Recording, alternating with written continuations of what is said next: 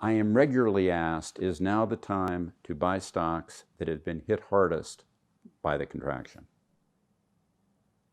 And of course, by the contraction, we mean the bear market that ran for approximately exactly a month between the third week in February and the third week in March. My opinion is, knowing that I can always be wrong, that no, it is not. And let me put that into this context.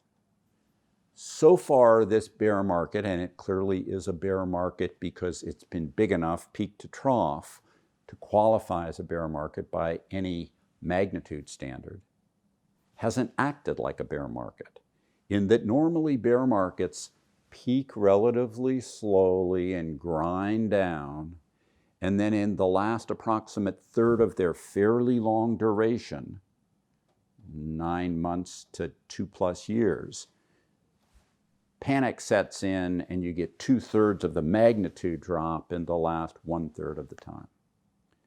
This time, straight off the top, we got the fastest drop ever to a bear market, simply the fastest ever.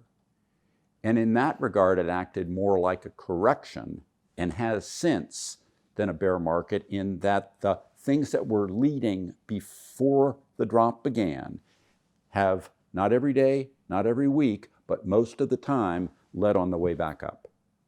That's the way corrections tend to act, not the way bear markets tend to act. This bear market's acted more like an oversized correction that wants, in the way that stocks are often prone to think as far as 30 months into the future, wants to look beyond this whole decline as if it were to skip it.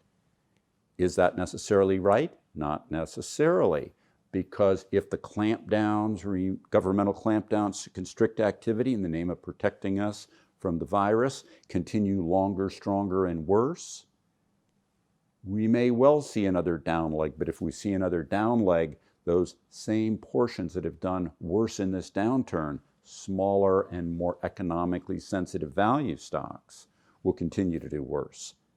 They normally only bounce best in the first phase of a bull market, which they do regularly, when that first phase of a bull market is coming fairly far into an advanced recession that everyone feels around them has no hope for recovery. Might we be there in the future?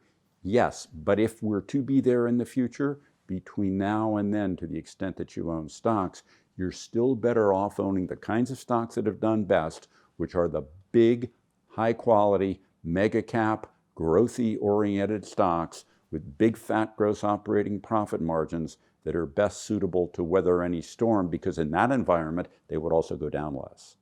And you have plenty of time to decide, if need be, to shift from those into the ones that have been hammered most.